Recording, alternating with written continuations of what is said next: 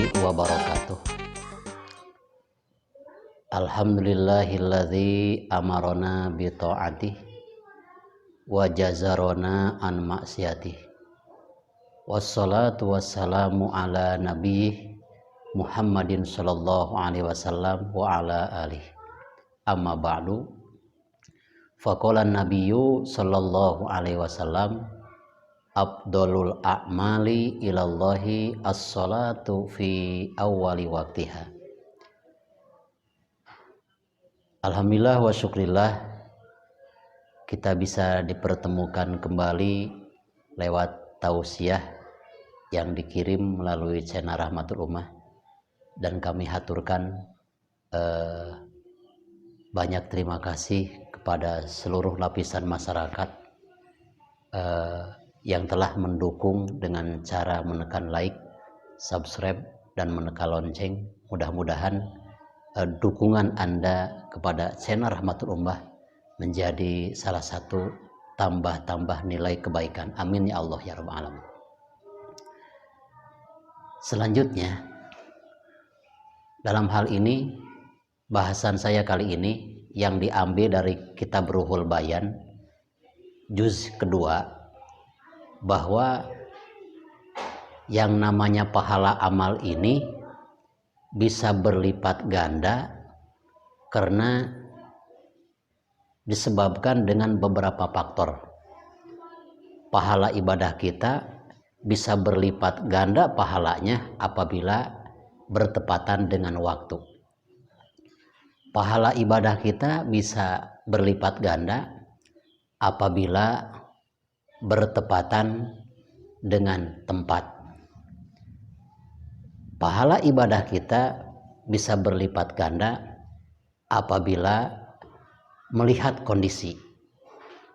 Yang terakhir, pahala ibadah kita akan dilipat gandakan oleh Allah Subhanahu wa taala binafsil a'mal, dengan zat ibadah tersebut. Maka marilah kita simak satu persatu. Al-khalqu mutafawatuna fil a'mal. Nah, jadi makhluk ciptaan Allah itu, yaitu yang dimaksud al-khalqu di sana adalah manusia. Dilipat gandakannya amalannya. Satu, kadang-kadang pahala ibadah kita bisa meningkat dari 10 sampai sekian ratus apabila didukung dengan bizaman, dengan zaman.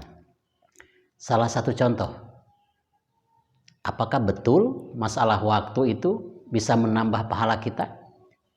Itu sangat luar biasa. Ketika kita bersedekah kepada anak yatim 10.000 rupiah di bulan Syawal, lalu Anda bersedekah juga pada anak yatim pada bulan Ramadan, 10.000 bulan Ramadan, 10.000 di bulan Syawal, itu nilainya tetap 10.000. Tapi yang namanya beramal dalam bulan Ramadan, itu pahala amal sunatnya dilipat gandakan. Karena apa? Bertepatan dengan waktu istimewa. Jadi waktu pun bisa mengangkat derajat, bisa melipat gandakan pahala amal kita. Seperti sedekah kita, sholat kita, ngaji kita dilaksanakan pada bulan Ramadan. Karena bulan Ramadan itu adalah bulan rajanya bulan, maka amal-amalannya pun akan dilipatkan gandakan oleh Allah Subhanahu wa taala, ya, tidak seperti bulan-bulan yang biasa. Yang kedua, kadang-kadang amal kita itu bisa dilipat gandakan oleh Allah Subhanahu wa taala bil makani, karena tempat. Apakah betul tempat bisa menjadikan amal kita dilipat gandakan oleh Allah?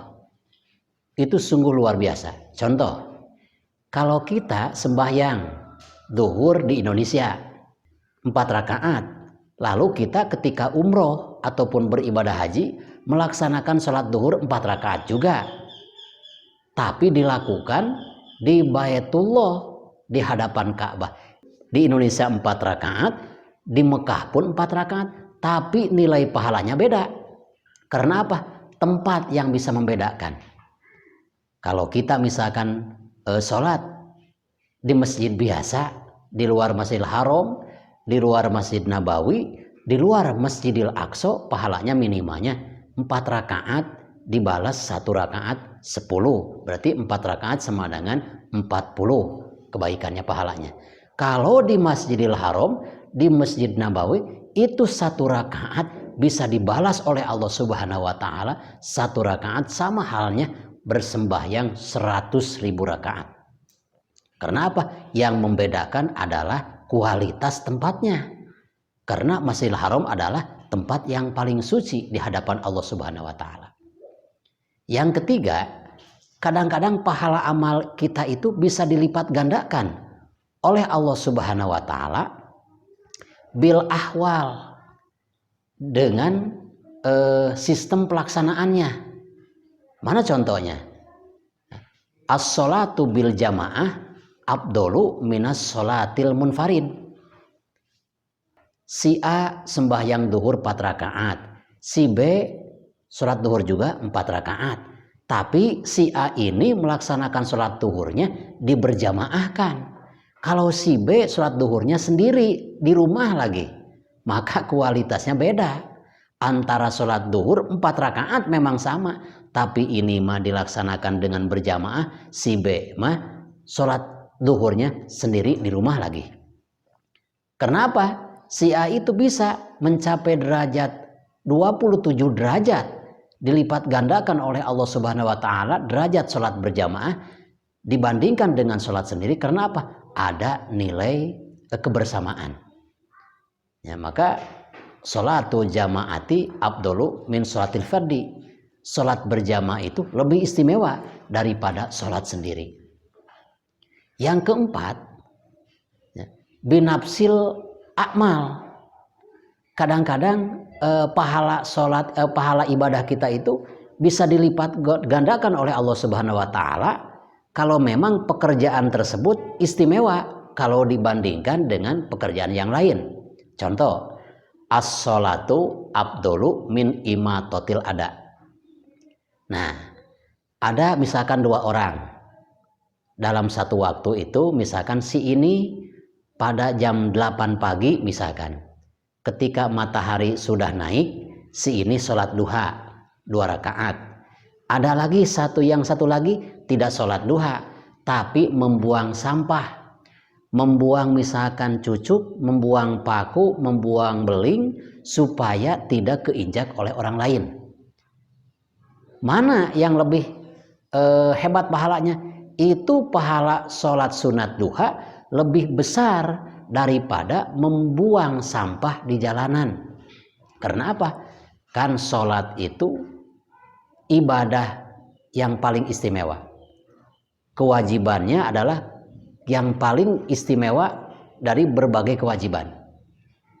Sholat sunatnya pun adalah yang paling utama segala hukum sunat. Jadi ketika Anda ditanya, apakah amalan sunat yang paling istimewa? Adalah sholat sunat. Apakah kewajiban yang paling istimewa? Adalah kewajiban sholat 5 waktu. Maka antara melaksanakan sholat dan membuang sampah, ini pahalanya lebih besar sholat dibanding dengan membuang sampah. Itu adalah binafsil akmal.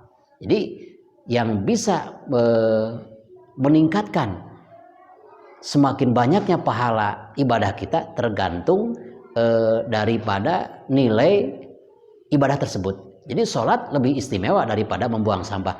Artinya bukan berarti kita setelah sholat jangan membuang sampah. Yang lebih baik itu sholat kita laksanakan, setelah sholat misalkan kita bersih-bersih. Maka kita patut acungi jempol luar biasa ketika banyak misalkan petugas-petugas kebersihan. Kalau kita orang berdasi, kalau kita misalkan Anda seorang pengusaha, seorang mahasiswa, mahasiswi, Anda misalkan merokok misalkan di jalanan, buang puntungnya. Anda memakan es krim, buang itu bekasnya di jalanan. Sementara Anda itu cuma mampu membuang, tidak mampu membersihkan. Berarti nilai iman Anda itu kalah sama orang-orang petugas di bidang dinas kebersihan. Masya Allah.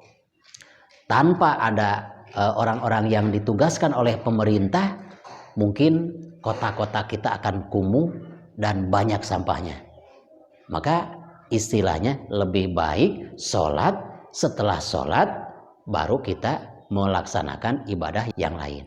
Mudah-mudahan segala apa yang telah saya sampaikan bisa bermanfaat, dan jangan lupa tekan like dan subscribe, tekan lonceng untuk kelangsungan lebih suksesnya channel Rahmatal Ummah ini. Wassalamualaikum warahmatullahi wabarakatuh.